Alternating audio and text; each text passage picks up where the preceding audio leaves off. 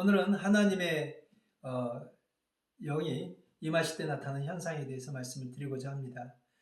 하나님의 영이 임하실 때 나타나는 현상을 크게 두 가지 형태로 나타납니다. 하나는 성령의 감동이라고 표현을 하고 있고 마치 옷을 입는 것과 같은 그런 임재를 말합니다. 구약에 보면은 주로 구약에 이제 이런 형태로 나타나는데 구약에 보면은 삼손이 하나님의 여호와의 신이 감동이 되어서 손에 가진 것이 없었지만 사자를 염소 새끼를 찢듯이 찢었다는 말씀이 있습니다. 이 말씀처럼 성령의 감동 또 마치 옷을 입는 것 같은 그런 형태로 성령이 일하실 때 이 성령은 이례적이거나 영원하지 않는 임시적으로 일을 하시는 특성이 있습니다. 그리고 두 번째는 성령의 임재라고 말할 수 있습니다. 성령이 옷을 입듯이 오시는 게 아니고 사람의 속에 임재하시는 형태입니다. 이 임재하심은 예수께서 이 땅에 오셔서 십자가에 달려 죽으시고 부활하시고 하늘 올라가신 이후에 비로소 처음으로 임하셨습니다. 이렇게 임하시는 성령은 영원히 떠나지 않는 특성이 있습니다.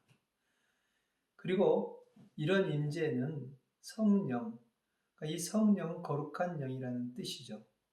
거룩한 사람에게만 임하실 수가 있는 겁니다. 전제 조건이 거룩해야 된다는 뜻이죠. 그래서 성경에서 최초로 임하신 성령의 임재 사건은 오순절 다락방의 사건입니다. 예수님은 하늘로 올라가시기 전에 제자들과 500여 명이 보는 앞에서 하늘로 올라가셨는데 이때 주님 말씀하시기를 성령이 임하시면 너희가 권능을 받고 예루살렘과 유대와 사마리아 땅까지 이르러 내 제자가 되리라 라고 사도행전 1장 8절에서 말씀을 하셨고 이 말씀을 따라서 이 제자들은 순종해서 마가의 다락방에 모여서 이 성령을 기다립니다. 물론 500여 명이 들었지만 끝까지 기다렸던 사람은 120명의 성도였습니다. 그리고 이 120명의 성도들이 기도를 하면서 기다리고 있다가 그들에게 성령이 임하셨고요. 성령이 임하셨을 때 성경에서 나타나는 그 현상을 설명하고 있습니다. 급하고 강한 바람 같은 소리가 있다고 했고 또 불이 혀같이 갈라지는 것이 있다고 했습니다. 그리고 또 한 가지는 방언을 말하기 시작했다라고 말씀을 하고 있습니다. 우리가 흔히 방언 그러면 외국어를 생각을 합니다. 그래서 많은 사람들이 지금도 방언을 받는다고 하면 외국어를 말하는 은사를 받는다 이렇게 생각을 합니다. 하지만 성경에서 말하는 그 방언은 외국어가 아닙니다. 고린도전서 14장 2절에 보면 하나님과 비밀을 말하는 것이라고 말씀을 하고 있습니다. 그 영이 하나님과 비밀을 말하는 것입니다. 영의 언어라는 뜻입니다. 그리고 사도행전 2장 1절 4절에서 그 사건, 방언이 임한 사건에서도 방언을 말했는데 120명이 방언을 큰 소리로 말했기 때문에 그런데 많은 사람들이 그 소리를 듣고 몰려와서 들었는데 거기에서 그 사람들이 그때 예루살렘이 큰 명절이었기 때문에 각국에서 많은 사람들이 몰려들었습니다. 근데 그 사람들이 각각 자기들의 언어로 그 소리를 들었다는 거예요. 여러분 다른 말들로 120명이 시끄럽게 말하면 알아들을 수 없습니다. 그런데 자기들의 각각의 언어로 알아듣게 됐다는 건 뭘 말합니까? 하나님께서 그 경건한 자들이 들었다고 했거든요. 경건한 자들에게만 그때 그 방언의 소리를 통역해 주셔서 알아듣게 해주셨다는 뜻입니다. 그리고 또 사도행전에 보면 이렇게 해서 많은 사람들이 몰려들었고 이 사람들에게 베드로는 이 사건에 대해서 설명할 필요가 있었고 그들에게 복음을 전합니다. 이 사건이 왜 일어났는지에 대해서 설명을 하는 겁니다. 그리고 복음을 전하고 난 마지막 부분에서 뭐라고 말을 하냐면 각각 회개하여 예수 그리스도 이름으로 죄사함을 얻고 세례를 받으라. 그리하면 성령을 선물로 받으리라 라고 말씀을 선포합니다. 예. 이 말씀을 전하고 나서 그들이 성령을 받았는지 어쩐지에 대해서는 명확하게 기록되어 있지는 않습니다. 하지만 이들이 아마 성령을 받았을 겁니다. 자기들이 받은 이 성령을 그들이 받을 수 있도록 도와줬을 거라고 저는 생각해 봅니다. 그런데 그 다음의 내용이 보면 그 사람들이 5천여 명이나 된 사람들이 다 예수를 믿었고 변화가 됐다는 거예요. 예, 성령을 받았다는 거죠. 근데 거기에 보면 놀라운 일들이 일어납니다. 전심으로 오직 기도에 힘썼고 사도들이 가르침을 받아 날마다 떡을 떼며 교제했다라고 말씀을 하고 있습니다. 그리고 더 놀라운 것은 자기 것을 자기 것이라고 여기지 아니하고 각각 필요를 따라서 자기들의 물건을 나눴다는 겁니다. 이것처럼 놀라운 변화는 없죠. 하나님의 영이 임하셨을 때 그들의 인생에 나타난 놀라운 변화가 일어났다는 겁니다. 물론 우리는 흔히 성령이 임하면, 하나님의 영이 임하면 방언을 말하는 것에 대해서만 많은 말을 합니다. 방언을 받는 것도 당연히 성령이 임하실 때 나타나는 현상 분명합니다. 자, 그런데 이 말씀처럼 완전한 변화는요, 성령이 임하셨을 때 거룩한 영으로 말미암아서 사람이 변화가 된다는 거예요. 그리고 또 사도행전 8장에 보면 빌립 집사이에서 많은 사람들이 사마리아죠. 사마리아에서 많은 사람들이 그 능력을 행하고 병 고치는 걸 보고 예수를 믿게 됩니다. 이 소식을 듣고 베드로와 요한이 내려가서 그들에게 따로 복음을 전하지는 않지만 성령을 받도록 특별히 안수를 했다는 말씀이 있어요.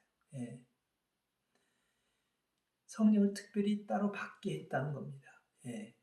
여기서는 그들이 성령을 받아서 어떤 변화가 있고 어떤 현상이 있는지에 대해서는 기록하고 있지 않습니다. 그 다음에 사도행전 10장에 보면 하나님께서 베드로에게 환상을 보여주시고 이방인들에게, 지금까지는 예루살렘에 있는 유대인들에게 주로 복음이 전해졌고 그들의 변화가 일어났습니다. 처음으로 완전한 이방인들인데 이방인들에게 하나님께서 복음을 전할 수 있도록 베드로를 준비시킵니다. 그리고 베드로는 그 환상을 보고 하나님의 뜻임을 알고 하나님의 인도하심을 따라서 고넬료라는 로마 사람, 이방인인 그 고넬료를 찾아갔고, 고넬료는 자기 가족들 모든 식솔들을 다 모아놓고 베드로에게 말씀을 듣기 위해서 기다리고 있습니다. 베드로가 말씀을 전하는데 놀라운 일이 일어납니다. 말씀을 전하는 중간에 그들에게 성령이 임했다고 거기서는 말씀하고 있습니다. 어떻게 알았느냐? 그들이 방언을 말하고 하나님의 높임을 들었습니다 라고 말씀하고 있어요. 성령이 임하면 방언을 말한다는 건 여기서도 분명히 보여주고 있고요. 그 다음에 또 한 가지는 하나님을 높였다는 거예요. 성령이 임하게 되면 분명한 언어의 변화, 삶의 변화가 분명하게 일어난다는 것을 보여주는 사건입니다. 또 놀라운 것은 사도행전 8장 19절에 보면 에디오피아 내시에 대한 말씀이 있습니다. 빌립 집사를 성령이 인도하셔요. 에디오피아 내시가 예루살렘 성전에 와서 예배를 드리고 돌아갔는데 빈손으로 돌아갑니다. 하나님은 그것을 아시고 빌립 집사를 보내셔서 마차를 타고 가고 있는데 하나님의 놀라운 능력으로 옆에서 뛰어가게 하시는 거예요. 그리고 대화를 하다가 그가 이사야를 읽는데 말씀을 이해할 수 없다. 그래서 그 말씀을 듣고 마차에 앉아서 설명을 해줍니다. 그리고 나서 그가 이사야에 나온 어린 양, 바로 그가 누구냐? 바로 예수 그리스도다. 복음을 전하고 그가 그 자리에서 세례를 받겠다고 합니다. 그리고 세례를 받고 성령을 받았다는 내용은 없습니다. 하나님의 영이 임했다는 내용은 없지만 거기 말씀에 보면은 이제 빌립이 하나님의 인도하심을 따라 떠나고 자기 돌아가는데 공동 번역이 봤더니 하나님의 기쁨이 가득 차서 돌아갔다고 말씀을 하고 있습니다. 성령이 임하셨을 때 놀라운 변화 중에 한 가지는 하나님의 기쁨이 가득 차다는 거예요. 예. 그리고 사도행전 19장에 보면은 1절부터 12절까지 보면은 제자들, 그들은 예수를 아직 알지 못하지만 하나님을 쫓는 제자들이었어요. 근데 바울은 놀랍게 그들을 만나자마자 첫 번째 질문이 너희가 믿을 때 성령을 받았느냐라고 물어봐요. 놀랍죠? 지금 전도하는 분들이나 복음을 전하는 분들 가운데 처음 만나자마자 너희가 믿을 때 성령을 받았어? 라고 이렇게 질문하는 사람 봤습니까? 없죠. 근데 그때 구체적으로 설명을 어떤 질문을 했는지 쓰고 있어요. 이건 굉장히 중요하다고 생각을 합니다. 많은 사람들이 지금도 교회를 다니고 있고 또 제가 유럽에서 지내봤지만 대부분의 사람들이 믿는 사람들이라고 자기들 인정을 해요.